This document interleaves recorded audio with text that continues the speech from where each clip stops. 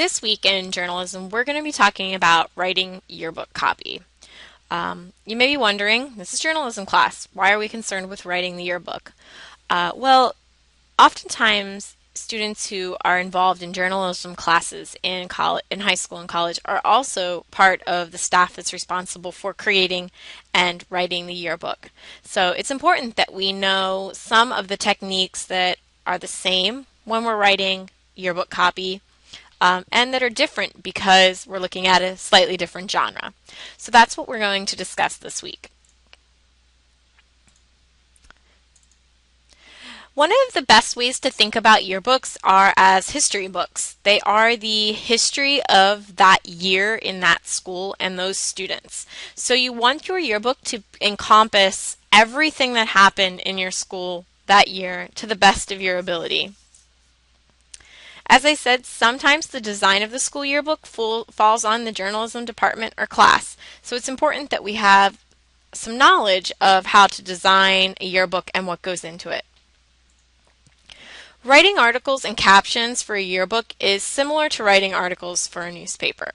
All right, we want to make sure that we're doing a lot of the same things. We want to keep the 5 W's and the H in mind when we're writing.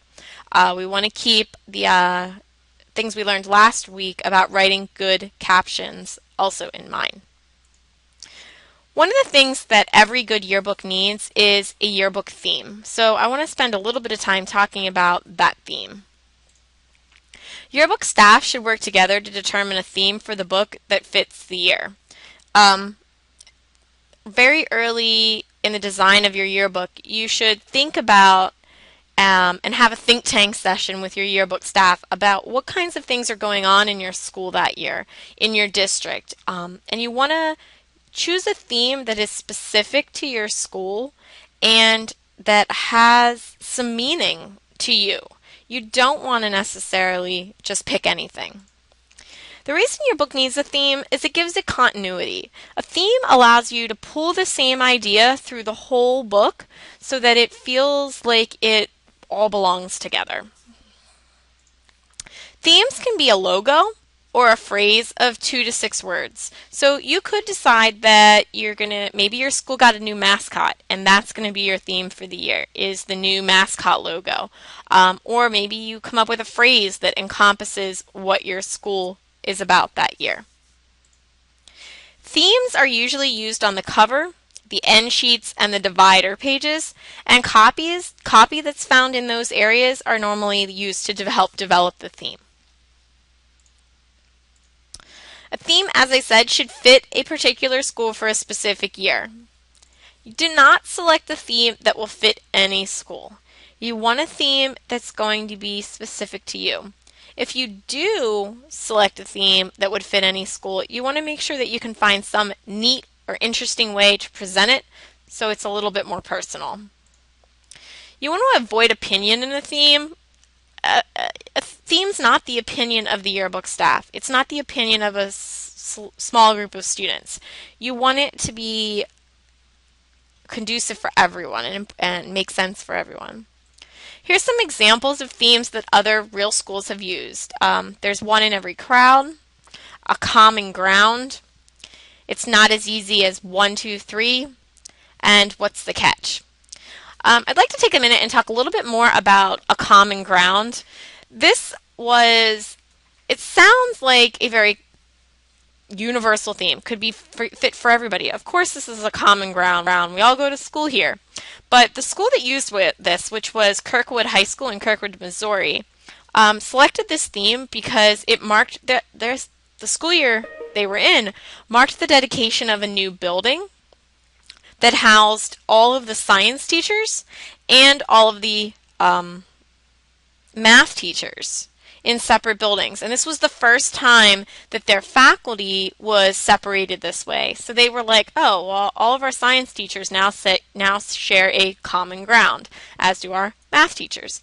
Then they took this theme and they developed it throughout the rest of the book. They had a section that was like a common day in the life of.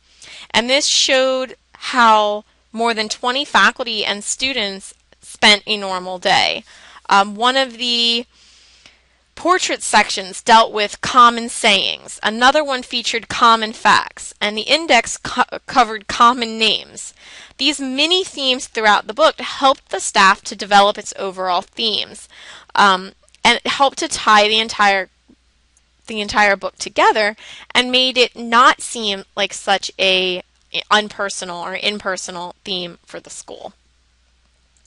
Some aspect of this theme should be carried throughout the yearbook and used on the divider pages. So if you use common ground, for your theme, then maybe you should use, some common students for your candids, or playing, some play on the word common for your sports section, so that you're continuing that use of the theme. I also want to spend some time talking about writing yearbook copy. When you write yearbook copy, we want to make sure that we are writing in the past tense. Since a yearbook is a history book, it is logical that the story be told as if it had already happened.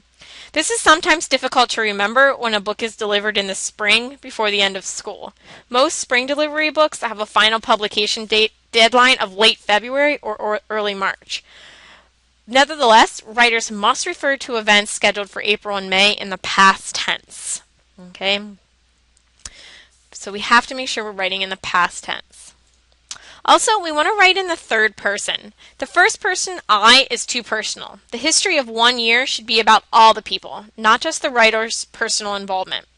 However, if a staff decides to use first person, it should byline the copy so the reader knows who I is. All right? You should not use second person. It is too difficult. You want to be specific when you're writing yearbook copy. Avoid generalities. Don't say that 4 students were national merit finalists without naming them. Don't name them without saying why you're naming them. Don't editorialize. Keep the writer's opinion out of the copy. Let the facts speak for themselves. The reader can make up her own mind if something was good or bad. Use quotes. This is the way to get opinion into the book, but it's the reader's opinion, not the writer's. If you are dealing with a controversial issue, be sure that the quotes are balanced. Present both sides. By using quotes, the writer lets the reader tell part of the story. And reader involvement often sells books.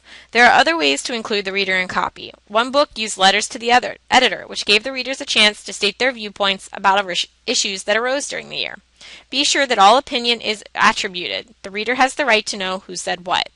And it's very true that getting people into the yearbook sells copies.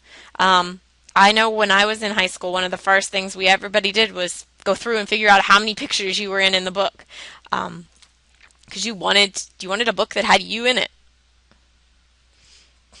You want to make sure that you follow all of the style rules, which we've talked about earlier this year. Be sure that grammar and spelling are correct. Write your copy in the active voice, not the passive voice. That means we want to use active verbs. Okay? So we want to make sure that we're having the subject of our sentence actually do the action. We want to keep our paragraphs to 40 words or less to enhance readability. Short paragraphs look less formidable to the reader. And remember that a yearbook is mostly about its pictures. You want to avoid using the name of the school in the copy. It should only be used if it's needed for comparison. It is that school's yearbook. There's really no need to talk about the school in the copy. Copy should cover sports accomplishments, academic accomplishments, clubs, and organizations. So you want to make sure that you're giving fair space to everything that goes on in your school. And copy should give a historic view of the school year. Everything that went on, try to capture it in some way. Yearbook leads. We want to construct a lead that will grab the reader and carry him into the rest of the copy. And in many ways, these leads are very, very similar to the leads that we were writing for journalism, for our regular journalism articles. Many of the leads for newspaper articles also work for yearbook copy. If you want to review some of those, go back to week 7 and look at that week's direct instruction video because a lot of the information about newspaper leads is there.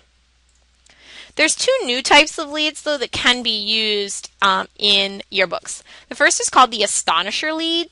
It's used to emphasize something extremely important or startling. An example would be, "It was a secret. No one knew it was to be done." The second is an allusion lead. This is used to refer to something or someone well known. "It was raining, it was pouring, but no one in the Civic Center was snoring." Obviously, this allusion is to the children's rhyme. And those are leads that are acceptable in yearbooks because yearbooks don't have to necessarily take such a formal attitude. However, you want to make sure that you're using a variety of leads to avoid monotony. If every lead throughout the entire book is a hard news lead, it's going to get kind of boring. And remember, yearbooks are meant to be fun. They're a historic perspective of the year, but you want to look back on them 10 years, 15 years, 20 years later and have a good sense of what that school year was like, and also what the people who were part of that school was like. Here's your assignment for this week dealing with this video. 4 short questions. A good way to think of a yearbook is as a, fill in the blank. Why do yearbooks need a theme? 3, describe the 2 types of leaves that can be used in yearbooks. And 4, what are 3 things to keep in mind when writing yearbook copy? Please make sure that you submit the answers to these questions in the submission box. And as always, if you have any questions about this week's assignment, please contact me and I will get back to you as soon as possible. Thank you.